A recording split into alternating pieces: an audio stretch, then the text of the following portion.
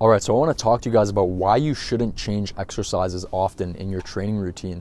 So this is actually a very contrarian approach because a lot of people in the fitness community are very gung-ho about exercise rotation. You need to switch exercises every 3 to 4 weeks, every 5 to 6 weeks to avoid strength plateaus, to keep things fresh. And I actually take a contrarian approach to this because if there was one thing I would tell myself if I could go back in time, it's stop chopping and changing your routine so much. Stop switching exercises so frequently. Because the fundamental problem with this, guys, is that each exercise has a certain technique that needs to be mastered. There's a certain technique that needs to be learned, and there's a period of time in which you're actually not making any progress on a lift in terms of muscle and strength gains. You're more so just learning it. You're becoming proficient at performing it. It's a concept called neuromuscular proficiency.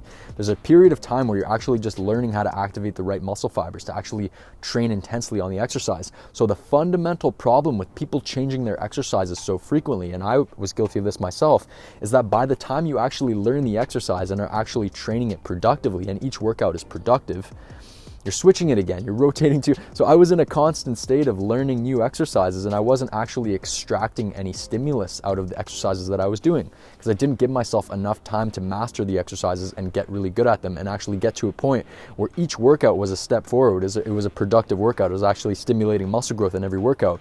So I would switch my exercises every 3 to 4 weeks, and by the time I learned the new exercise that I was fucking training, I switched to a new one. So I never had any productive training routines. So I know a lot of people have ADHD when it comes to their training routines, and I think it's one of the biggest killers of people's progress is the need to constantly switch things up. You got to embrace that kind of Groundhog Day, man. So if I was you, I would give myself, back in time, if I go back in time, I'd give myself the advice like, hey, ideally you stick with the same exercises for a couple years. If you could do that, you'd make incredible progress. But if you're someone who needs to switch exercises to maintain enthusiasm, to actually, keep yourself excited to train, I would say do so no less than every 4 to 6 months and only switch to really close variations. So for the past couple years, I've been primarily training just the traditional barbell back squat, traditional, conventional deadlift, the bench press, the normal weighted chin-up, standing press.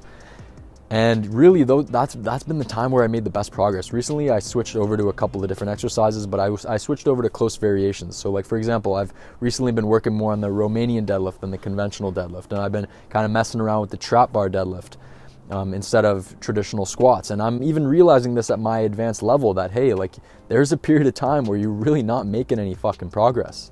There's a chunk of time where you're actually just learning how to perform the lift. Each exercise has a very required technique to be able to actually train hard on. So I'm realizing I can't push my sets quite as hard. I'm not actually creating as big a stimulus as when I was, training the same exercises for a long period of time. So I would keep this in mind, guys, and a big part of my training approach is actually just mastering the lift. So you guys always hear me throw around the fundamental statement that if you want to build a great physique as a natural lifter, you need to pick a handful of big major compound exercises. You need to train them for a long period of time, and you need to master them.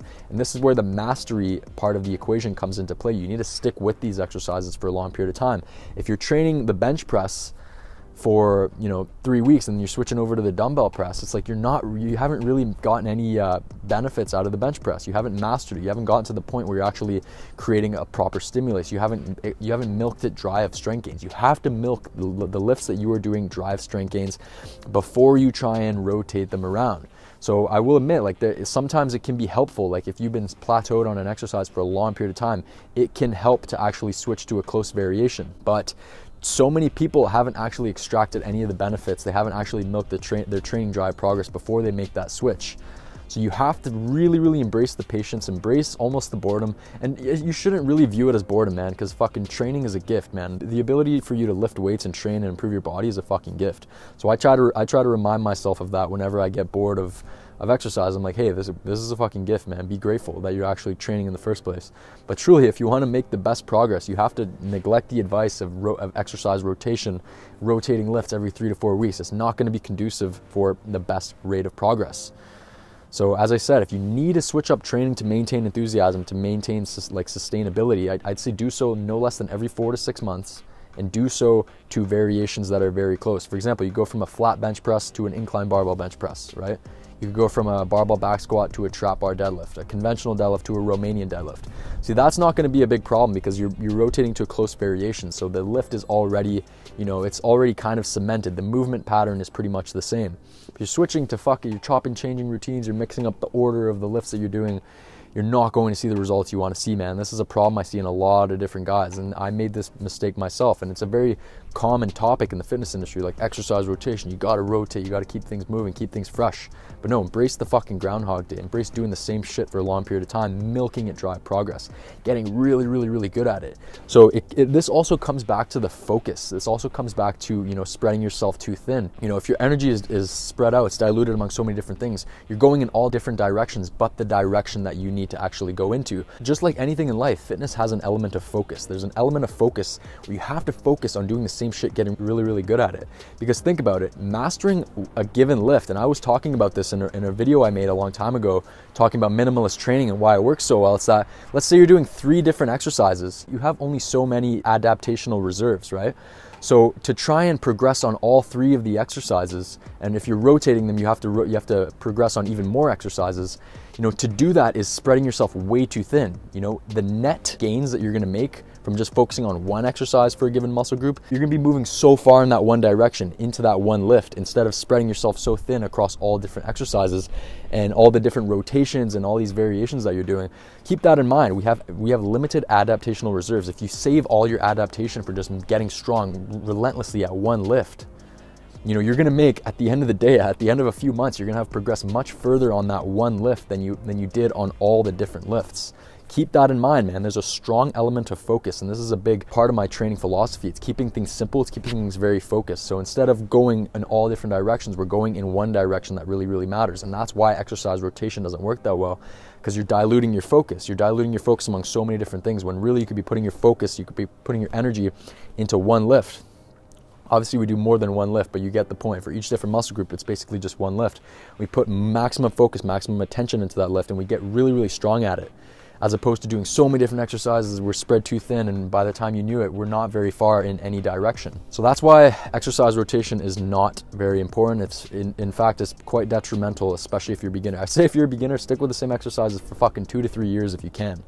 But make sure that you pick the right ones. You know, I throw out commonly the idea that, you know, if you want to build a great physique, get strong at the squat, bench, deadlift, overhead press, and weighted chin-up. And it's a very streamlined message, and those are not the only lifts that work. They're fantastic exercises, and they're all worth being mainstay exercise in your routine. But if you have a physical limitation, make a swap. You don't need to be dogmatic, but you have to ensure that the exercises you're training work a lot of muscle in your body, that you can train them intensely and you can get really, really strong at them. And that's what's going to build the physique you're after.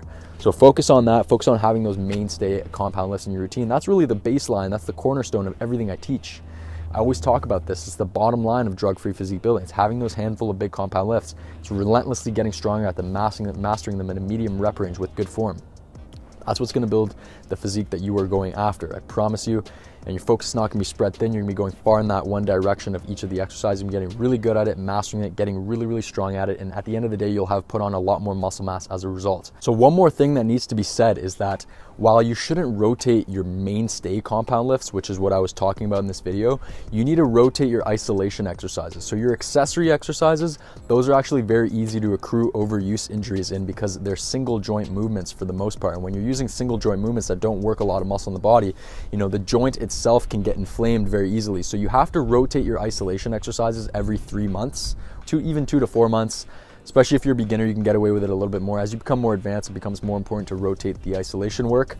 But you know, if let's say you're doing barbell curls for 2 to 3 months, switch over to hammer curls, switch over to close variations. So isolation exercises, it does make sense to rotate them more frequently. But when it comes to your mainstay compound lifts, the exercises that are actually going to be the bread and butter for your results, for your training, for your muscle building and strength building pursuits, those are the ones you don't want to rotate very frequently.